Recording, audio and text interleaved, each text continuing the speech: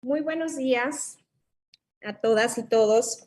El Tribunal Electoral del Estado de Tamaulipas se complace en darles la más cordial bienvenida a la conferencia virtual Mujeres, Poder y Liderazgo, Violencia Digital y Mediática,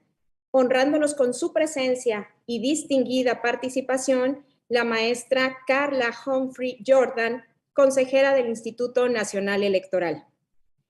Asimismo, agradecemos la presencia de las autoridades presentes, a las representaciones de los tribunales electorales locales de diversas entidades, instituciones públicas y organismos autónomos estatales, así como organizaciones de la sociedad civil, instituciones académicas, representaciones de los partidos políticos y a la ciudadanía en general que atendieron la convocatoria de esta conferencia virtual.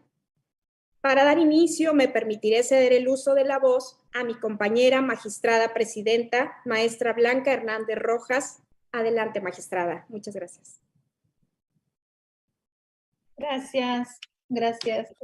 magistrada Gloria.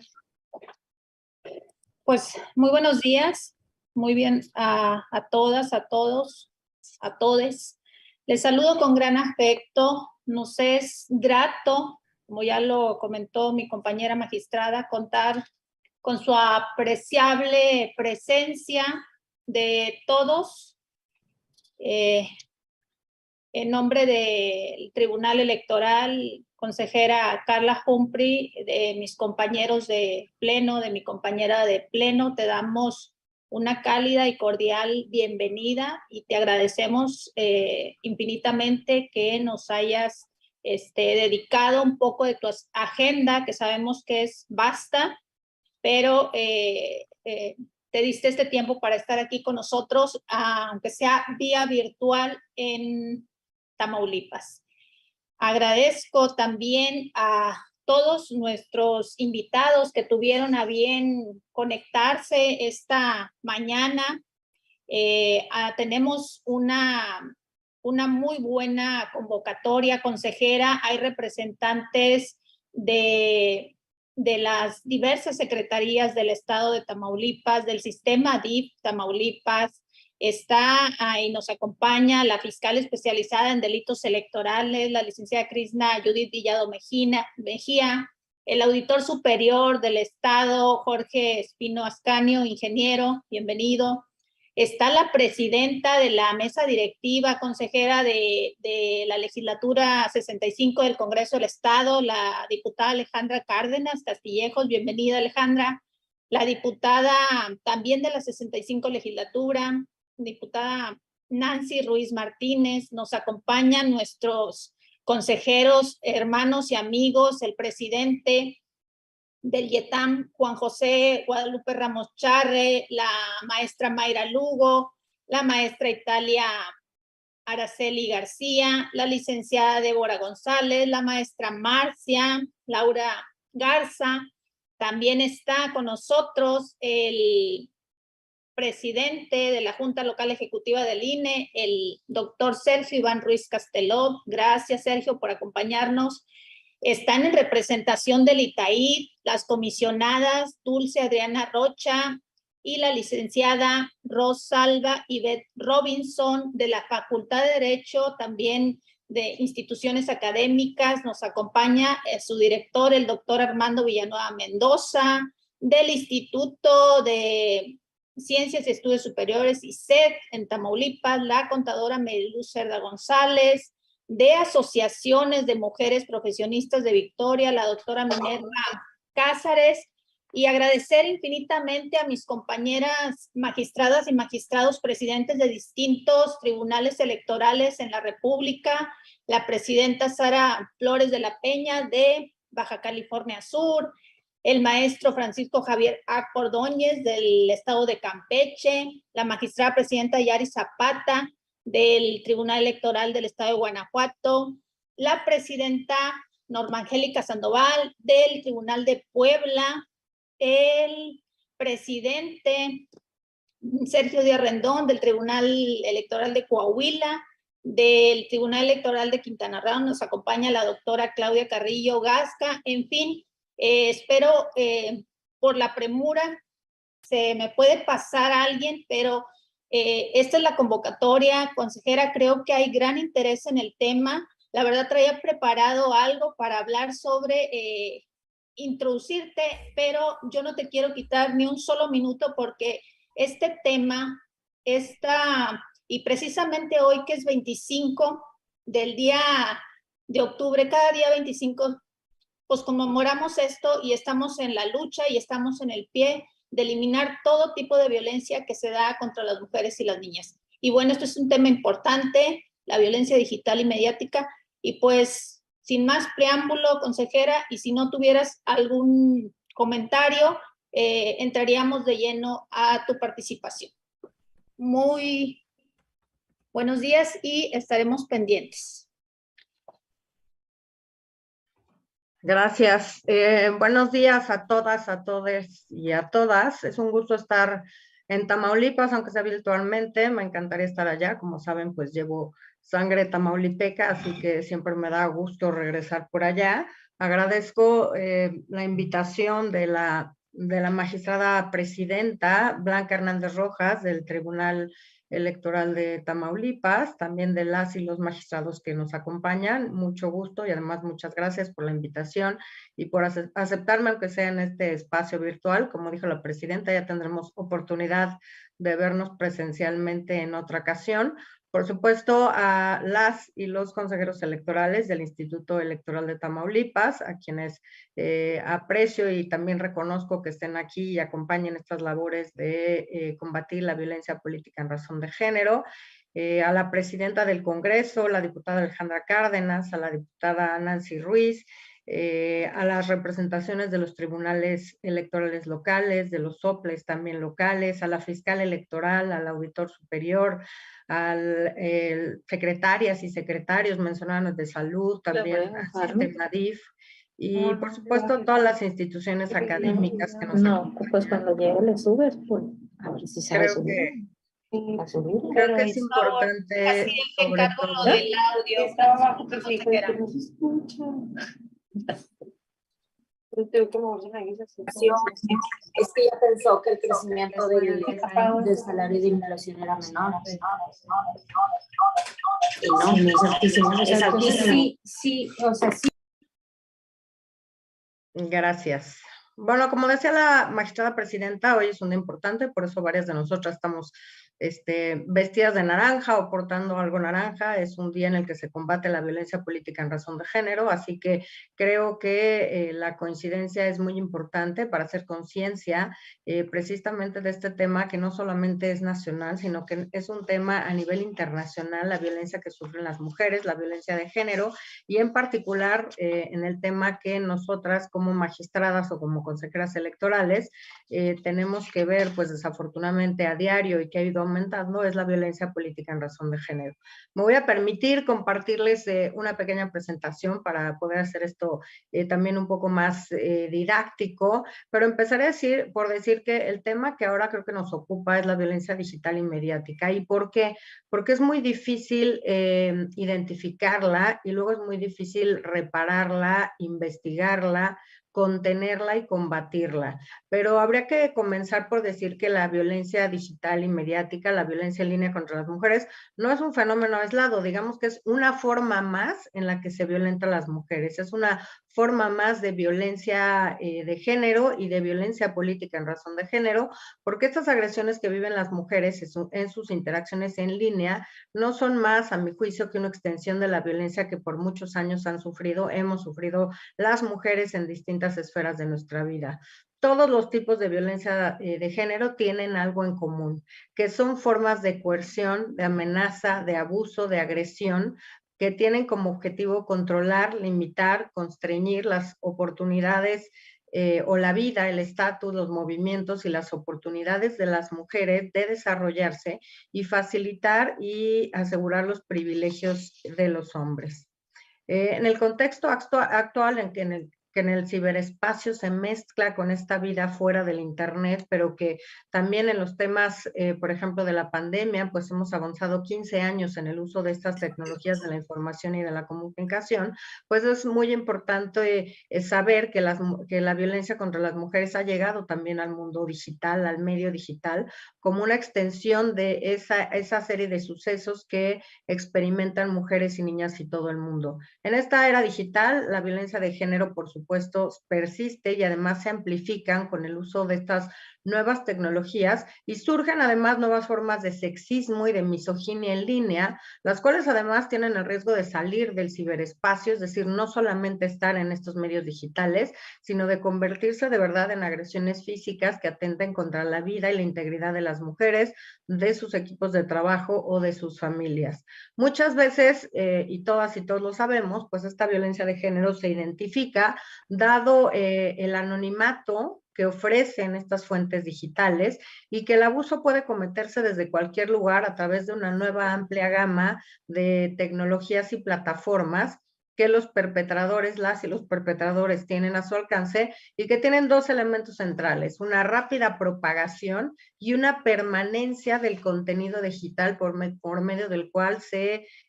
agrede o se violenta a las mujeres. Y para esto, pues tenemos que empezar por delimitar cuál es la violencia política contra las mujeres. Y esta viene definida, como sabemos, en la Ley General de Acceso de las Mujeres a una Vida Libre de Violencia y se define como toda acción o omisión, incluida la tolerancia, basada en elementos de género y ejercidas dentro de la esfera pública o privada, que tengan por objeto o resultado limitar, menoscabar o anular el ejercicio efectivo de los derechos políticos y electorales de las mujeres, de una o de varias, el pleno ejercicio a sus atribuciones inherentes al cargo, labor o actividad, el libre desarrollo de la función pública, la toma de decisiones, la libertad de organización, así como el acceso a las prerrogativas, tratándose de precandidaturas, candidaturas o funciones a cargos públicos del mismo tipo. Aquí, por ejemplo, perdón, creo que la diputada Alejandra Cárdenas me parece que tiene abierto su micrófono. Yo entré por ella. No, no es ella. Pero, iba a mandar el link, pero... Es el Tribunal Electoral de Sinaloa. Si nos ayudan de Sinaloa, por favor, a apagar su micrófono. Sí, pero déjatelo. Nada más.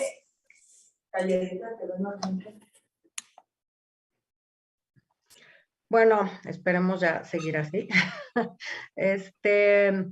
Lo importante en estos temas es que, por ejemplo, si una mujer tiene un mismo cargo, pero no se le permiten desarrollar las mismas funciones, por ejemplo, si es una regidora y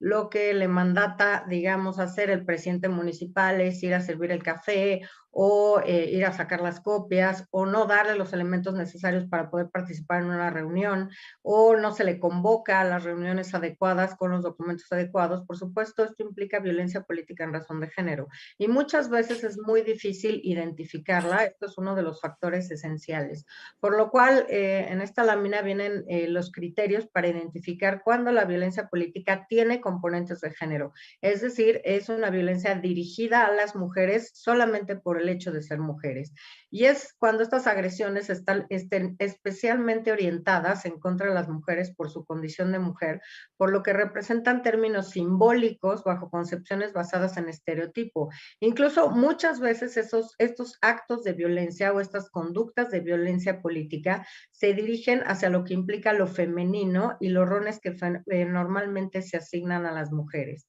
El segundo criterio para identificarla es cuando esta violencia tiene un impacto diferenciado en las mujeres. Esto es, por ejemplo, cuando la acción o omisión afecta a las mujeres de forma diferente que a los hombres y las consecuencias se agravan por el hecho de ser mujeres. También cuando les afecta de forma desproporcionada y este elemento se hace cargo de aquellos hechos que afectan a las mujeres en mayor proporción que a los hombres. Y en ambos casos debe también tenerse en cuenta las afectaciones que un acto de violencia puede generar generar en el proyecto de vida de las mujeres. Aquí, por ejemplo, muy claramente diría que tienen un impacto distinto las fotos íntimas que se distribuyen de mujeres que de hombres, o las conversaciones íntimas, o alguna supuesta relación con una pareja o con una persona con la que se trabajaba, y entonces se dice que la mujer no tiene la capacidad para ejercer un cargo público, y justamente a eso van este tipo de manifestaciones, hacer pensar que las mujeres no tienen capacidad por sí mismas, que no tienen las características para estar, digamos, en espacios públicos o para ejercer una carrera en el ámbito político.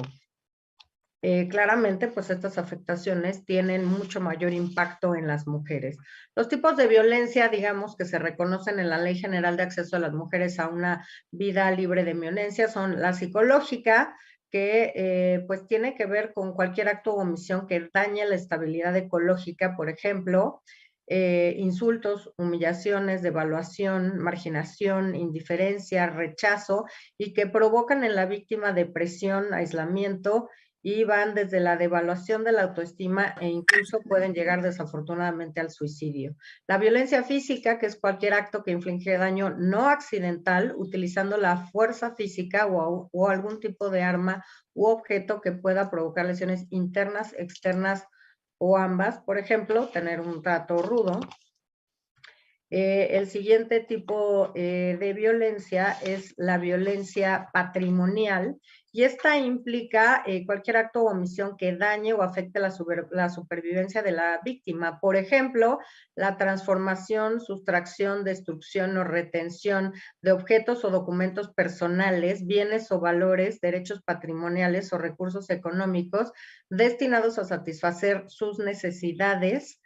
y que puede abarcar daños a bienes comunes o propios de la propia víctima. Violencia económica, obviamente afecta la supervivencia económica de la víctima, por ejemplo, limitaciones encaminadas a controlar el ingreso de sus percepciones, así como la percepción de un salario menor por un trabajo igual. Sabemos que en México y en el mundo las mujeres perciben alrededor del 30% menos por el mismo trabajo que realizan en comparación de los hombres. Por supuesto, una quinta violencia, la violencia sexual, que es cualquier acto que degrada o daña el cuerpo y la sexualidad de la víctima y que por tanto atenta contra su libertad, dignidad e integridad física. Esta es una expresión de abuso del poder que implica la supremacía masculina sobre la mujer al denigrarla y concebirla como un objeto. Y ya que vimos los tipos más importantes de violencia, pues ¿quiénes son? Bueno, aquí hay una reforma muy importante que es de hace unos días. Primero habría que decir que, bueno, la de hace unos días fue hace poco, que se incorporó como violencia física rociar ácido a las mujeres, ya que ha habido muchos casos de este estilo. La siguiente lámina, por favor. Pero, bueno, esto tiene un trasfondo que, pues ya tenemos este marco para combatir la violencia política en razón de género, que fue aprobado el 13 de abril de 2020, y en esta reforma, que modifica 8 distintas leyes, se consideran 22 conductas que son consideradas como violencia política en razón de género. Este es un esfuerzo colectivo que tardó más de 6 años y más de 40 iniciativas en poderse tener este marco para prevenir, atender, sancionar, erradicar y reparar la violencia política en razón de género, y principalmente porque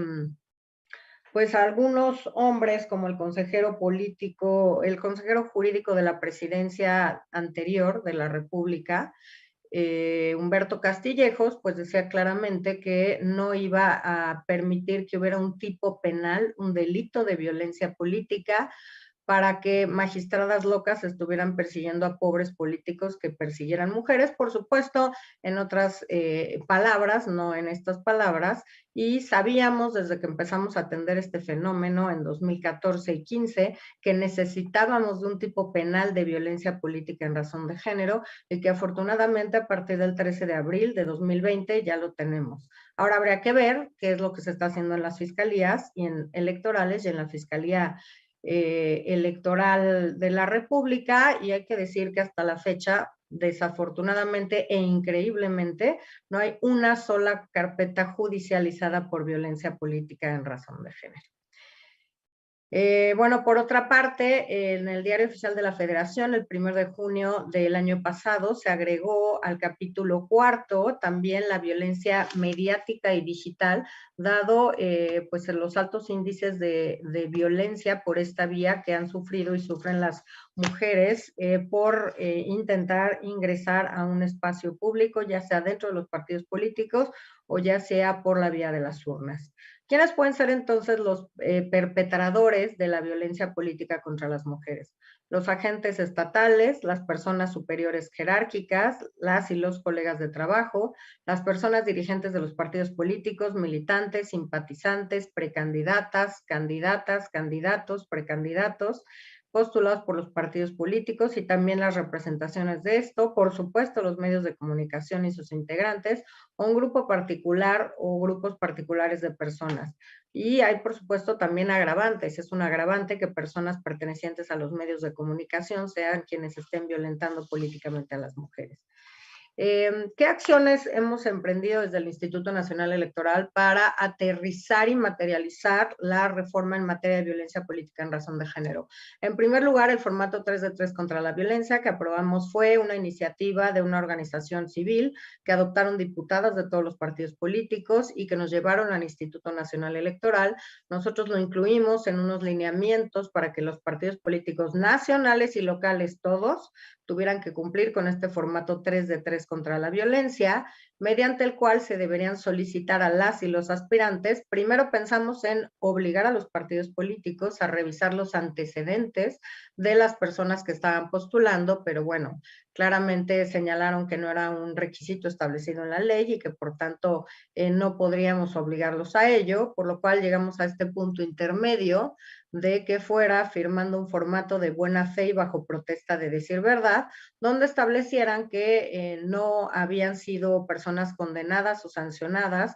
por violencia familiar o doméstica, por delitos sexuales o contra la libertad sexual o la intimidad corporal, y tampoco haber sido una persona o ser una persona deudora alimentaria morosa. Aquí tengo que decir dos cosas en relación con Tamaulipas. La primera es que es una de las pocas entidades federativas en que esta regla 3 de 3 contra la violencia no fue obligatoria, siendo que fue un acuerdo del Consejo General del INE para que fuera obligatoria. El acuerdo del Consejo General del Instituto Estatal de Tamaulipas número 19 de 2022 establecía que no tenía como consecuencia el que una persona estuviera en cualquiera de estos supuestos para retirarle o negarle una candidatura. En términos prácticos, pues no era una medida obligatoria, que sí lo fue en la mayoría del país. Creo que fue Tamaulipas y a lo mejor otra entidad federativa, las únicas dos en las que esta 3 de 3 no fue obligatoria. Afortunadamente tengo que decir que ya hay 9 entidades federativas que ya la establecen como un requisito para postularse a un cargo de elección popular, e incluso la Suprema Corte de Justicia de la Nación, ante las sorprendentes e increíbles acciones de inconstitucionalidad promovidas por la Comisión Nacional de Derechos Humanos, ha determinado que las personas deudoras alimentarias morosas no pueden acceder a cargos públicos en Hidalgo, a dos concretamente en Hidalgo, porque atentan estas personas que son deudoras alimentarias morosas con el derecho fundamental transversal a recibir alimentos, y que además medidas como esta incentivan a las personas que quieran ocupar un cargo público a estar al corriente en sus obligaciones alimentarias. Y bueno, además sorprendentemente la presidenta de la Comisión Nacional de Derechos Humanos argumentaba que no se podía limitar a una persona en su libertad de trabajo. No, aquí nadie está diciendo que no pueda trabajar, sino que no puede trabajar en un espacio público con fuero y seguir fomentando y perpetuando la violencia de género contra las mujeres. Y otro tema también que me preocupó respecto a la reciente elección de Tamaulipas es que, contrario a Aguascalientes, durante que solo vimos mujeres candidatas por primera vez en nuestra historia, aquí solamente hubo un club de Toby, solamente hubo candidatos para la gubernatura. Yo espero que sea la última ocasión que veamos cualquier elección en que no participen mujeres como candidatas a cualquier cargo de elección popular y pues incluso ahora, ¿no? Como acciones a... Otro de los temas en Tamaulipas que me sorprendió, igual que el Estado de México, es que no se aprobó ninguna acción afirmativa. Y creo que esto es en cumplimiento al bloque de constitucionalidad y de convencionalidad. Es obligación de las autoridades mexicanas la constitución de autoridades con pluralidad, con inclusión y dándole espacio a estos grupos en situación de discriminación, y me parece sorprendente que en Tamaulipas no existieran tampoco acciones afirmativas. Yo, si fuera mi caso, las establecería, por ejemplo, para el Senado, ahora que se abrió algún espacio, porque pues creo que tenemos que avanzar en distintas pistas para tener acciones afirmativas para que cada vez más mujeres puedan estar en estos espacios y que claramente lo hagan en condiciones libres de violencia. Otra de las acciones implementadas por el Instituto Nacional Electoral, que fue un mandato de la propia Sala Superior, siguiendo el ejemplo de la Sala Regional Jalapa, es establecer un registro nacional de personas sancionadas en razón de género, con objeto de sistematizar, pero más que nada de visibilizar, inhibir que las personas siguieran cometiendo violencia política en razón de género. Ello porque esto es un registro público al que cualquier persona puede acceder, está alojado en el sitio institucional del INE y ahí se establece el nombre de la persona, la sentencia o resolución por la que se le condenó por violencia política, cuál fue la conducta y cuál es el tiempo que tiene que permanecer en este registro. Y además hay un registro histórico, porque claramente si una persona contiende en una elección futura, pues tendremos cómo revisar estos antecedentes de que una persona ya cometió violencia política en razón de género. Esto, por supuesto, con la intención de visibilizar e inhibir la violencia política en razón de género. En este registro nacional, concorda el 21 de octubre, tenemos 283 registros a nivel nacional, de los cuales se desprenden 254 personas sancionadas, 212 hombres y desafortunadamente 42 mujeres, porque también las mujeres violentan mujeres en el ejercicio de sus derechos políticos y electorales. 13 personas se han registrado reincidentes y hay una increíble, un hombre en Veracruz que ha reincidido en 11 ocasiones. Y por tanto otro en 9 y otras 3 personas 2 veces respectivamente. Aquí hay que decir claramente que tenemos como país que evaluar si las sanciones están siendo aplicadas adecuadamente, si son inhibitorias y persuasivas, porque si un hombre ha reincidido 11 veces violentando y acreditándosele que cometió violencia política en contra de las mujeres, pues claramente son sanciones que no están cometiendo o cumpliendo con su finalidad última, que es evitar la violencia política en razón de género. Esta persona, por supuesto, no puede ser candidato a ningún cargo de elección popular, siguiendo este ejemplo Sala Jalapa y también el de la Sala Superior, en el entendido que esta persona ya tiene una sentencia respecto a la comisión de violencia política en razón de género. Los estados con más casos de violencia política en razón de género son Oaxaca con 83, Veracruz con 34, Tabasco con 26 y en Tamaulipas, por ejemplo, tienen un registro respectivamente, uno en Michoacán y uno en Tamaulipas, y hay estados sin ningún registro, Aguascalientes, Colima, Durango, Sinaloa, Tlaxcala y Zacatecas, lo cual me hace dudar infinitamente de que en esas entidades no haya mujeres violentadas, que no haya mujeres violentadas de manera política por acceder a cargos públicos, y más bien me parece que se debe a un esquema deficiente de denuncias, de resolución de las denuncias y quejas que se hayan interpuesto, y que tenemos que ver muy claramente qué es lo que está pasando en estos estados. Esto sin dejar de lado que 3 de ellos son actualmente gobernados por mujeres, Aguascalientes, Colima y Tlaxcala. Por tanto, creo que debemos revisar muy claramente qué es lo que pasa con estas entidades federativas, porque yo creería que Oaxaca tiene más casos denunciados porque justamente los sistemas de denuncia están más familiarizados entre las mujeres y entre sus equipos de trabajo.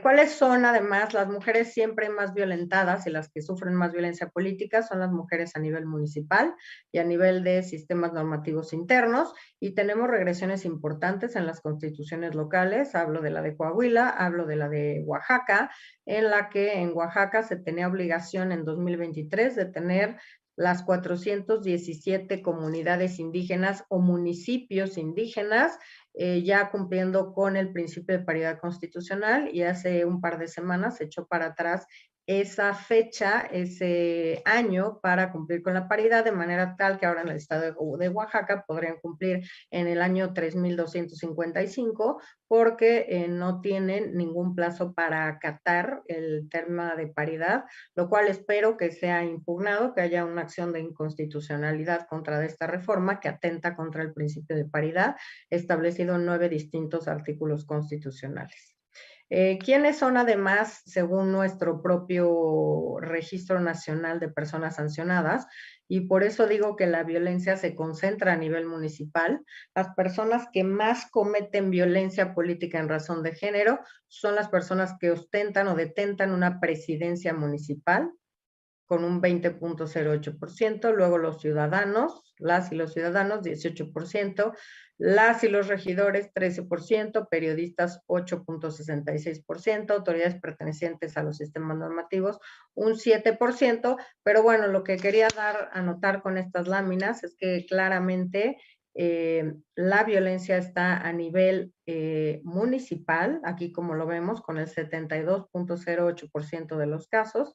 de los 283 casos que tenemos registrados, 283 casos, 204 están a nivel municipal, 43 a nivel estatal y 36 a nivel nacional, con lo cual todas las autoridades electorales tenemos que poner particular énfasis y una lupa enorme en las condiciones en que las mujeres en los municipios y bajo sistemas normativos internos están ejerciendo o quieren ejercer sus derechos políticos y electorales y están siendo violentadas continuamente por este tema. Hablando de discriminación y lenguaje, según la Ley Federal para Prevenir y Evitar la Discriminación, esta define la discriminación como toda distinción, exclusión, restricción que basada en el origen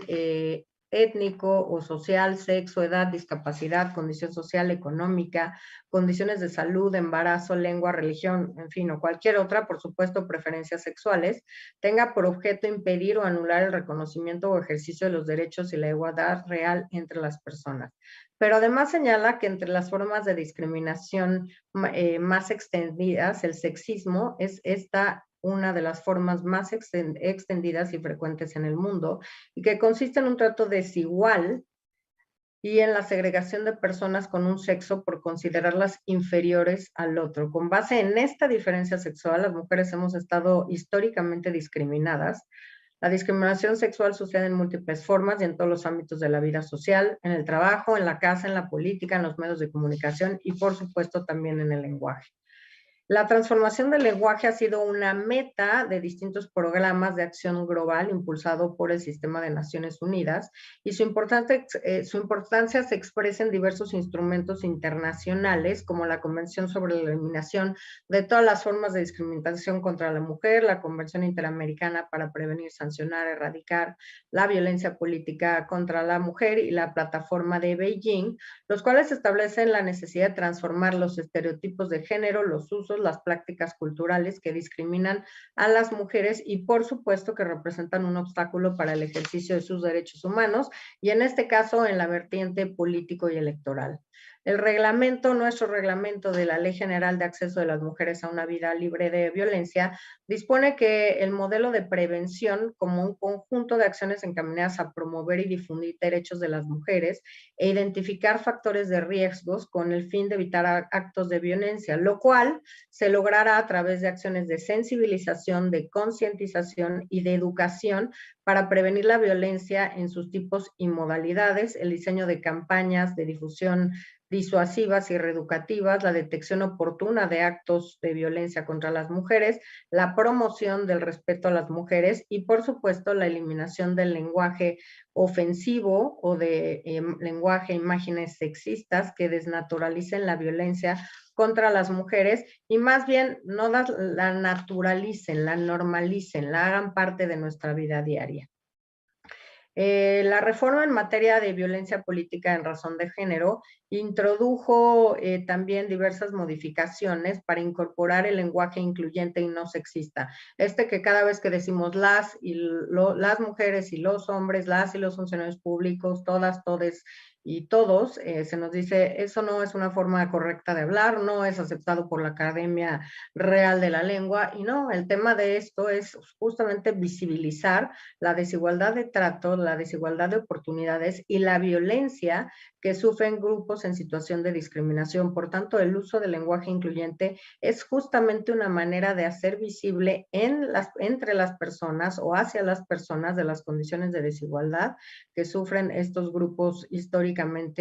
discriminados, y además que el lenguaje incluyente y no sexista atiende a recomendaciones que México tiene por ratificar o firmar diversos tratados internacionales, entre los que destaca la Declaración y Plataforma de Acción de Beijing, en la que se asegura que una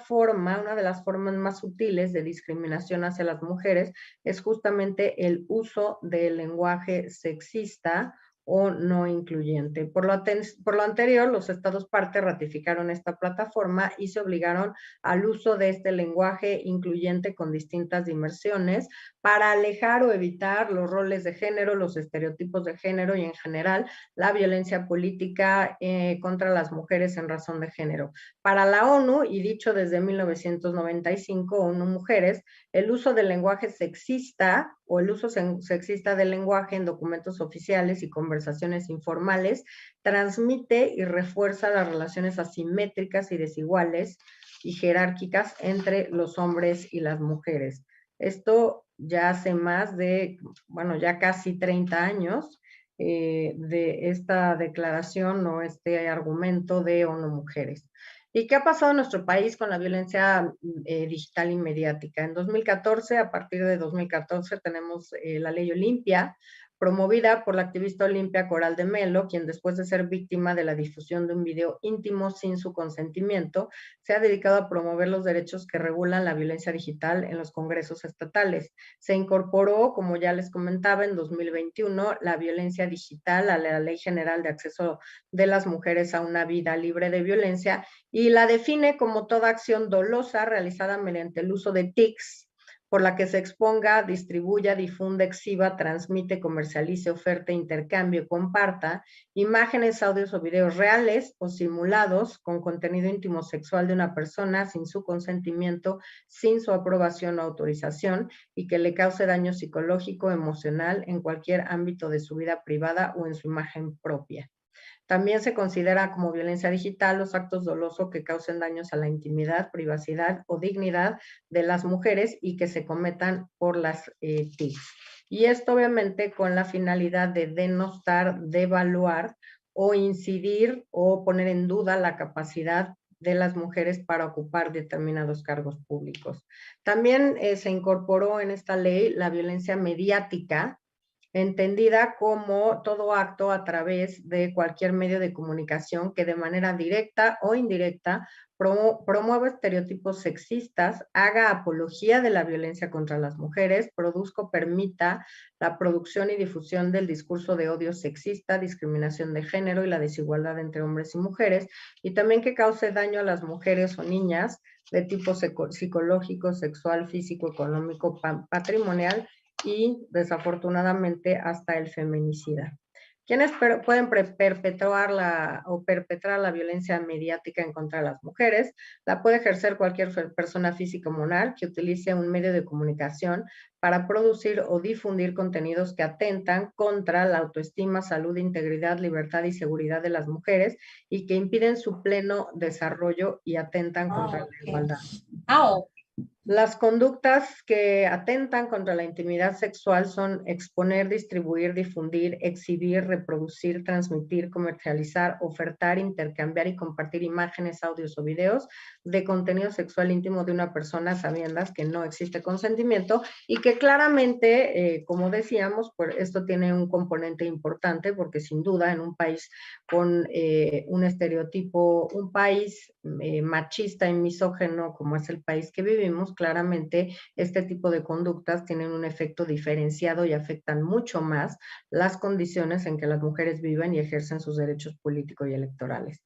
En este medio digital o mediático, pues algunas expresiones de la violencia política son el cyberbullying, que es cometer acoso psicológico a mujeres a través de redes sociales, el sexting, que es envío de fotografías y video de tipo sexual de manera consensuada, los stalkers, que son acechar, perseguir y acosar en redes sociales, el grooming, que es el acoso de una persona adulta hacia una persona menor de edad, el shaming, que es avergonzar a las personas basado en la apariencia física, y el doxing, publicar información privada sin consentimiento de otra persona.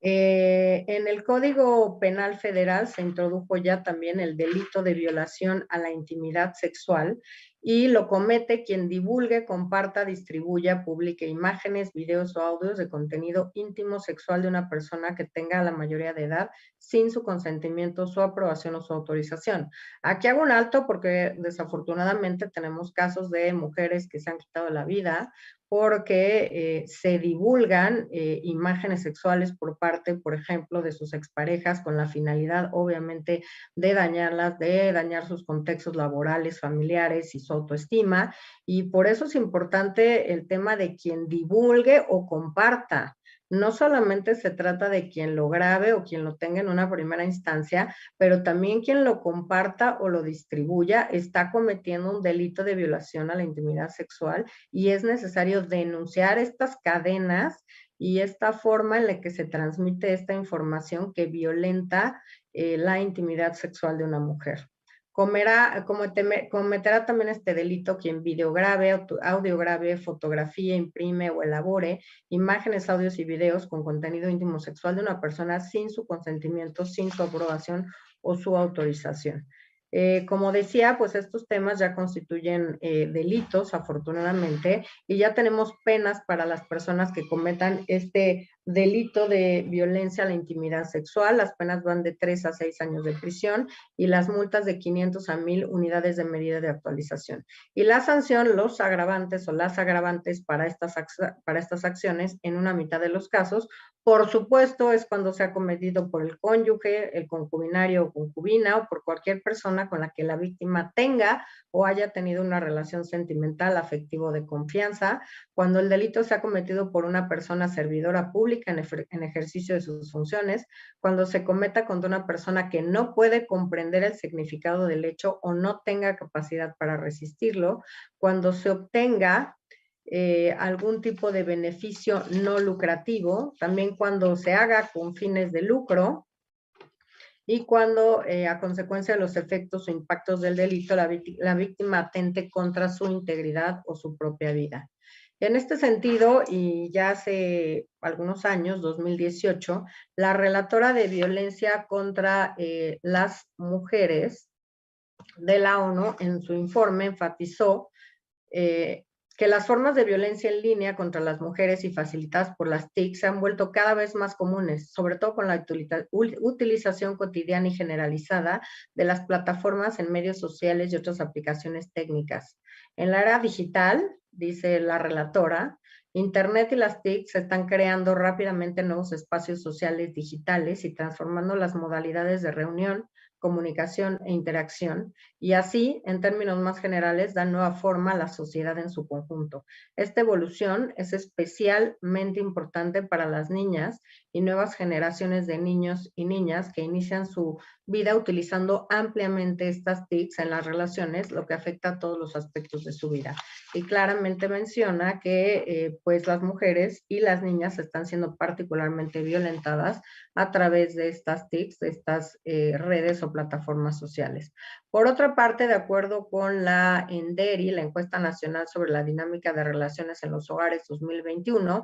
que presenta el INEGI, en 2021, el 7% de las mujeres mayores de 15 años en México fueron víctimas de violencia digital. En algunos casos por recibir mensajes con insinuaciones sexuales o insultos por medios electrónicos, y en otros porque han publicado su información personal, fotografías y videos sin su consentimiento. Asimismo, el tipo de violencia digital más frecuente es el tipo sexual, con mayor incidencia en el ambiente escolar, con el 7.3%, después el comunitario con el 4.6% y finalmente en el laboral con el 2.4%, lo que ubica a las y los compañeros de escuela y las y los profesores como los principales agresores,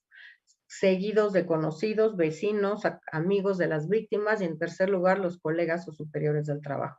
También la violencia que aparece en segundo lugar, como la que más se comete en medios electrónicos, es la de tipo psicológico, con un 1.2% de ocurrencia en el ámbito escolar, el 0.7% en el comunitario y el 0.4% en el ambiente laboral.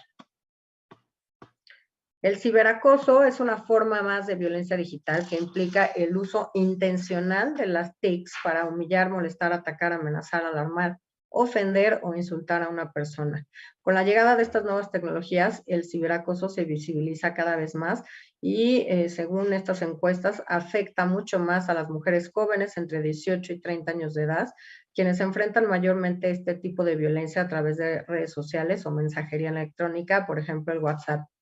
El ciberacoso contra las mujeres se ha hecho cada vez más evidente al recibir insultos de forma constante y sistemática, denigrar, humillar y hasta la difusión de mentiras, mensajes, fotografías e información confidencial. El 80% de la violencia digital en nuestro país va dirigido contra las mujeres de entre 20 y 30 años de edad, con los componentes además que lo agravan, que ya dije, que es la rapidez con la que fluye esta información y la permanencia de esta información en el ciberespacio. En el estudio Hábitos de los usuarios de Internet en México en 2021, elaborado por la Asociación Mexicana de Internet, el 49.9% del total de internautas en el país se encuentra entre los 12 y los 34 años de edad, es decir, casi la mitad de las personas, de los cuales 9 de cada 10 tienen un perfil en alguna de las redes sociales, Facebook, Twitter, Instagram, YouTube, TikTok, etc.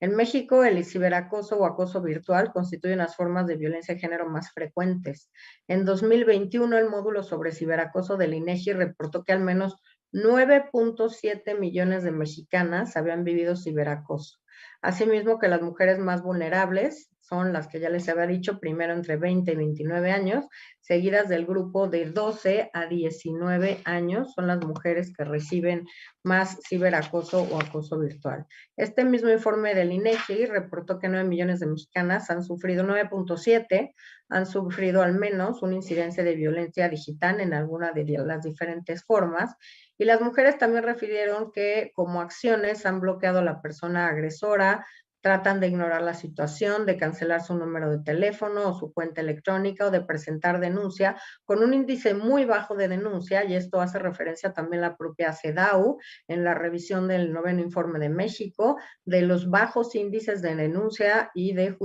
judicialización de la violencia política en razón de género en nuestro país.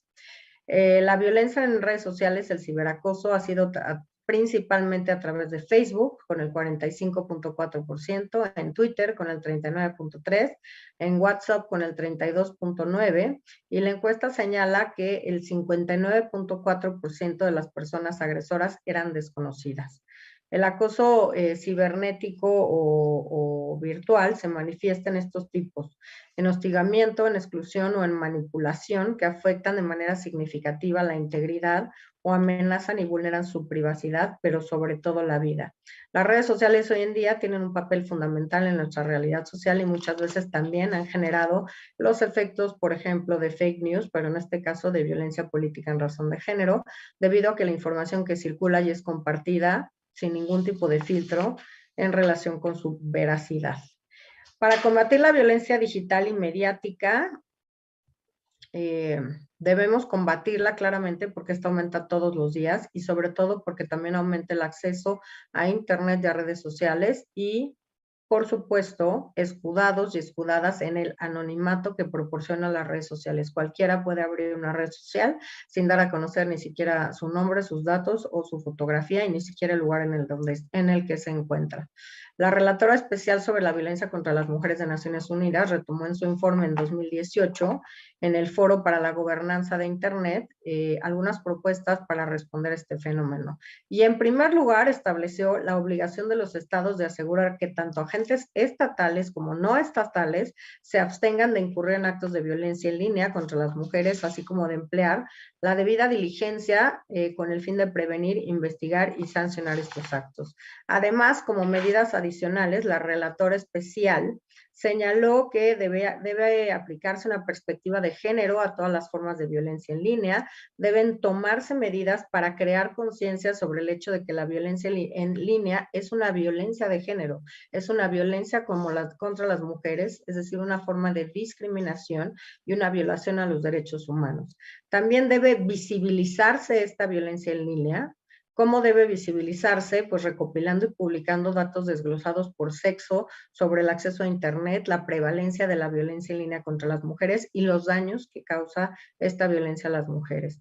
También deben brindarse los servicios de asistencia rápidos, adecuados, accesibles para mujeres afectadas por esta violencia, incluido el establecimiento de líneas telefónicas de asistencia, unidades especializadas de atención, y de difundir ampliamente información sobre dichos servicios a fin de que las mujeres conozcan la existencia de estas formas en las que pueden defenderse de la violencia en línea. Es la última o la penúltima, proporcionar a las víctimas asistencia jurídica adecuada. Yo he insistido, seguro muchas y muchos de ustedes me han escuchado, en crear una defensoría dentro de los institutos locales, una defensoría para mujeres y grupos en situación de discriminación, que claramente también tendría que atender este tipo de violencia digital y mediática, teniendo capacitación o personas capacitadas adecuadamente o que colaboren con otras instancias del Estado mexicano, por ejemplo, la policía cibernética, para determinar quiénes son las personas que están detrás de estas cuentas por las que se violentan a mujeres, porque como nos lo decían en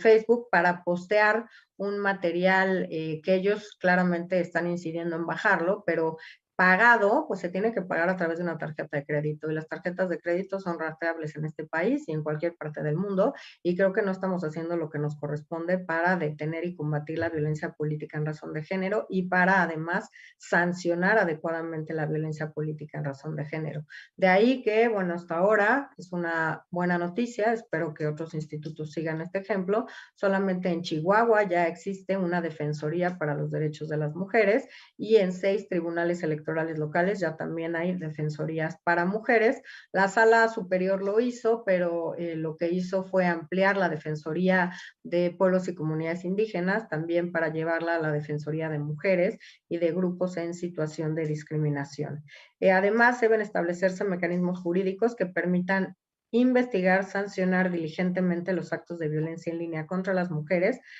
además de ofrecer la posibilidad de solicitar órdenes de protección para las víctimas. Deben adoptarse medidas efectivas para impedir la publicación del contenido perjudicial por motivos de género, para suprimirlo y evitar su distribución, fomentar además conocimientos técnicos en las autoridades de procuración e impartición de justicia, tanto en los tribunales electorales locales y digamos en todas las materias, pero bueno, la materia que nos toca, y en los organismos públicos electorales, y también por supuesto en el INE, para tener los conocimientos técnicos para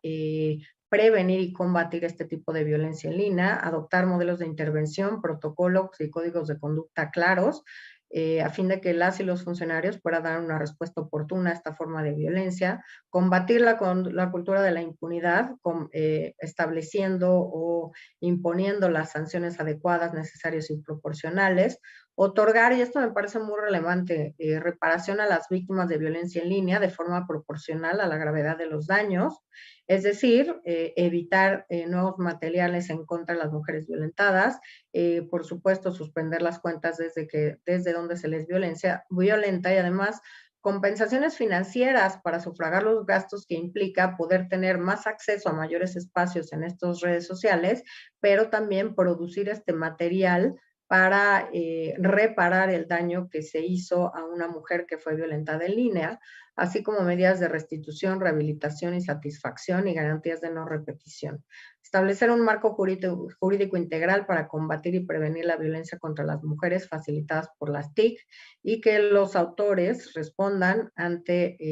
la justicia por sus actos. Aquí, por supuesto, debe haber una estrecha colaboración con las empresas que ofrecen este tipo de servicios. Con algunas de ellas tenemos, sobre todo en materia de fiscalización y también en combate a la violencia política en razón de género, una muy buena sinergia. Desde Facebook, por ejemplo, se han hecho talleres para que las mujeres sepan cómo defenderse y cómo evitar actos y denunciar actos de violencia política en redes sociales, lo cual nos ha parecido una medida muy importante de esta red social, que no hemos podido replicar en otras, pero que es necesario garantizar y que estén obligadas a colaborar para que no se siga violentando a las mujeres, porque además de estar regulada en la ley el combate a la violencia política en razón de género, pues es un delito la violencia política en razón de género, y estas redes sociales podrían estar colaborando en que se cometan actos delictivos en contra de las mujeres. Y, por supuesto, tomar medidas para eliminar toda desigualdad de género en el acceso a las tecnologías. Y algo que me parece muy relevante, promover la alfabetización digital. Creo que si todas las mujeres tienen las mismas oportunidades de tener materiales digitales a su disposición y de combatir en tiempo adecuado cualquier acto de violencia política en su contra, además de denunciarlo, creo que estaremos en mejores condiciones de garantizar a las mujeres que compitan por espacios públicos, contextos libres de violencia en los cuales puedan contender sin que sean violentadas por ejercer o pretender ejercer sus derechos políticos y electorales y acceder a un cargo de elección popular. Pues yo les agradezco mucho su atención, yo lo dejaría hasta aquí, por supuesto estoy a sus órdenes para cualquier pregunta. Muchas gracias.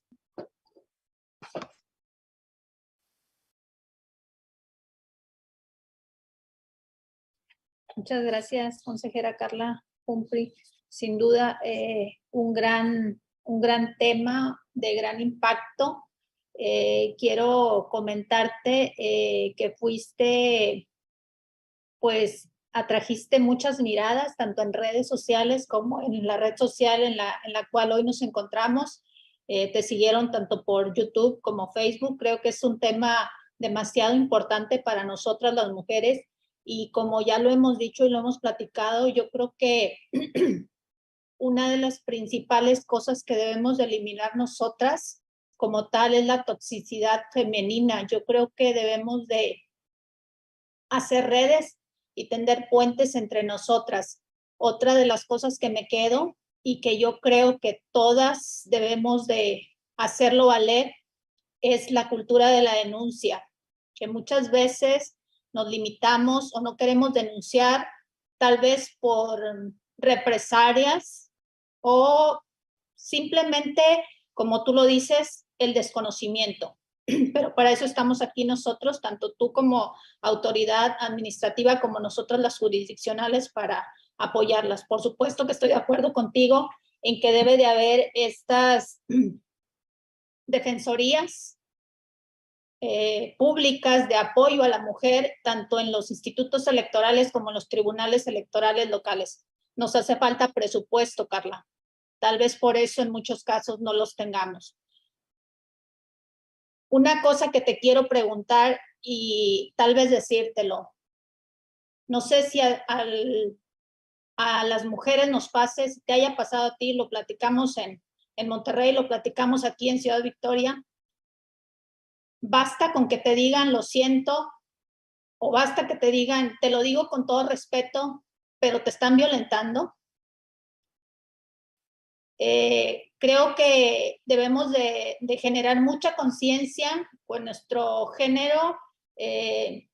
masculino, que vamos de la mano, que no estamos peleados, que debemos de ser equipo y que debemos de hacer sinergia. Me da mucho gusto también que esté presente el presidente de la Junta de Coordinación Política. No lo vi cuando iniciamos, el diputado Félix García Aguiar. Qué bueno que mencionaste todo lo que falta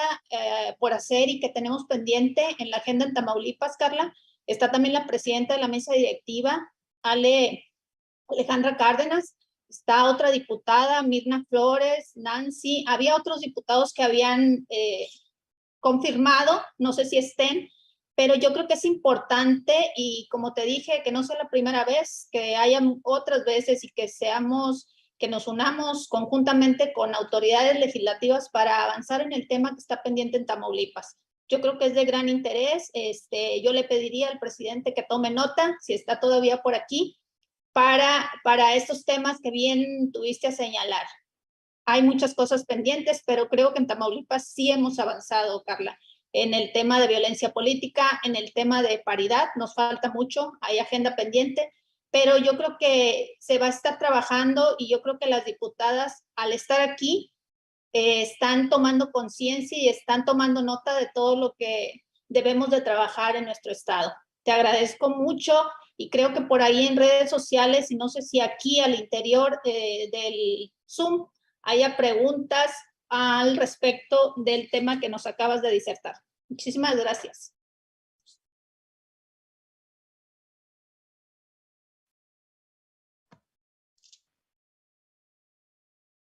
Gracias. No sé si hay preguntas, pero me gustaría responder algo que dijiste, a un par de cosas. Importantísimas las redes de mujeres. Claramente aquí es como nos enteramos qué pasa en un estado, cómo están resolviendo el tema en otro estado, cómo esta sororidad y esta sinergia se da en función de grupos de mujeres y cómo las reformas, además, muchas de ellas, recuerdo un colega que estábamos en la Cámara de Diputados y Diputadas y yo dije, o él se quejó de una frase que decimos normalmente las mujeres, que es, hemos llegado a este marco normativo a golpe de sentencias y a golpe de acuerdos, y dijo, qué falta de... qué grosería para este Congreso que eso digan fuera cuando ustedes son los únicos que pueden legislar.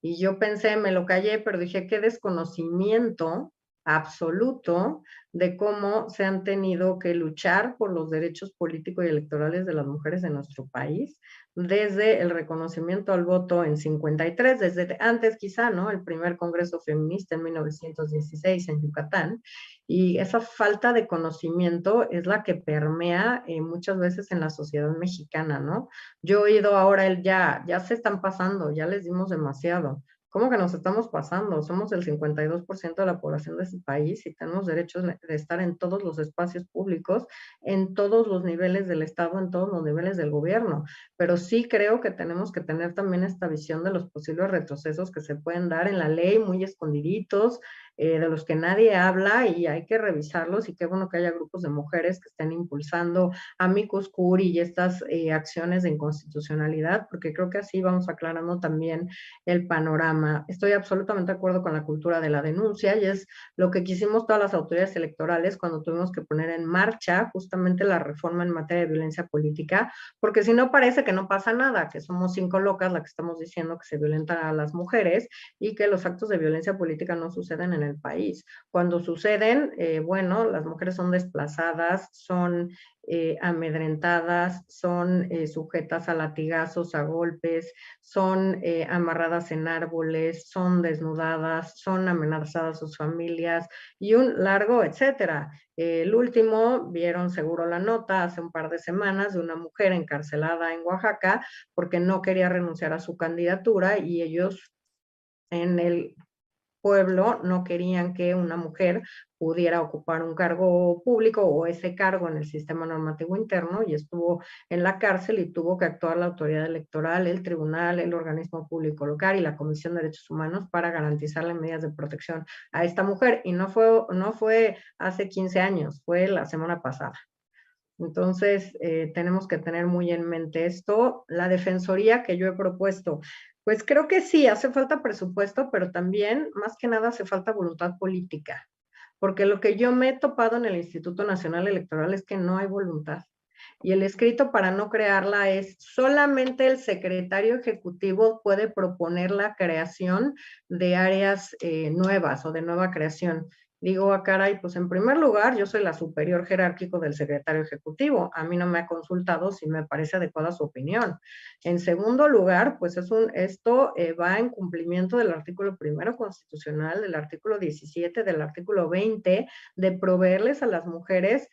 acceso a la justicia pronta y expedita, cosa que no sucede si las mujeres no saben dónde denunciar, no saben cómo denunciar y no hay quien le dé seguimiento a los casos que se denuncien. Y además, en el caso concreto del Instituto Nacional Electoral, nosotros ni siquiera resolvemos los casos de violencia política, lo resuelve la Sala Regional Especializada. Por tanto, el tema de una asistencia gratuita, técnica, que recaiga en una unidad técnica me parece indispensable, y más cuando vemos que empiezan a crecer los tipos y las formas en que se violentan a las mujeres, tan es así que ya estamos en una violencia digital y mediática. Y la tercera,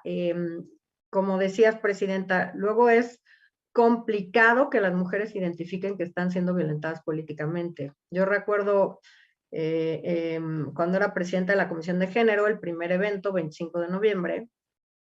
pues estábamos con que hay que invitar a la consejera de acá y al magistrado de acá, y yo dije, no, yo la verdad es que quiero que sean las mujeres violentadas las que nos hablen de su experiencia. Y en una de estas preguntas detonadoras, la primera era, oigan, ¿cómo supiste que estaba siendo violentada políticamente? Y las tres dijeron, no, no sabía. Una dijo, yo pensaba que así era la contienda política y si me gustaba, pues me tenía que aguantar.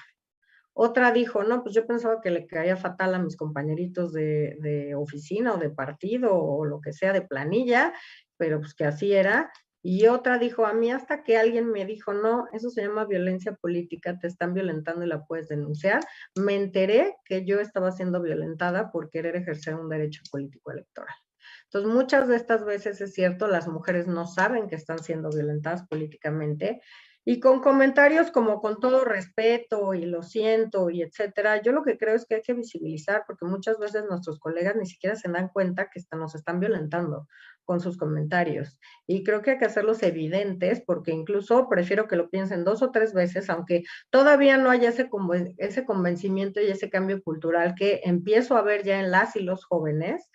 pues creo que de todos modos hay que visibilizar este tipo de comentarios. Y en estos organismos públicos o colegiados, muchas veces esos comentarios se dan por sentados y no, hay que poner el dedo en el renglón y hay que decir, eso es violencia política. Eso que acabas de decir es un comentario violento hacia una mujer o hacia varias mujeres, porque creo sinceramente que muchos de los casos ni siquiera caen en la cuenta que están violentando a las mujeres. A ti, que estás enfrente, o a las mujeres en general con ese tipo de comentarios. Con decir cómo vamos a cambiar una fórmula de hombres por una de mujeres solo por un cromosoma, pues me parece que es un comentario bastante violento y que hay que visibilizarlo porque hay que hacerles saber que esos comentarios no los pueden hacer. Eso forma parte de nuestro marco jurídico, es un principio constitucional y debe cumplirse, estén de acuerdo o no estén de acuerdo. Finalmente las autoridades electorales estamos para cumplir con la Constitución y con las leyes y aplicarlas. Para eso somos los árbitros electorales. Y bueno, agradezco, pues yo también tampoco había agradecido al presidente de la Junta de Coordinación Política, el diputado Félix García Aguiar, que nos acompaña. Creo que tenemos muchas cosas que hacer de la mano de autoridades electorales y de la mano del poder legislativo de cada una de las entidades. Claramente cada una tiene su contexto y establece legislaciones de manera distinta, pero creo que al final de cuentas lo que queremos todos y todas y todes es un país incluyente, inclusivo, donde todas y todos quepamos y donde los órganos también estén conformados de manera tal que todos y todas podamos tener una voz. Así que creo que eso es lo que estamos trabajando como país. Y claro, las cosas que escucho en Tamaulipas son distintas de las que escucho en Chiapas o en Oaxaca o en Nuevo León o en Aguascalientes, pero hay como un tema que me preocupa en común, ¿no? Este tema de ya se están pasando o estas pequeñas reformitas, ¿no? Que se intentan hacer para echar atrás la paridad o para hacer cada vez más complicado el cumplimiento de este principio a nivel país. Y creo que aquí es donde todas y todos tenemos que estar más atentos a que se cumpla este principio constitucional y a no tener y no dar ningún paso atrás en este cumplimiento primero de la paridad y después de contener y combatir la violencia política en razón de género.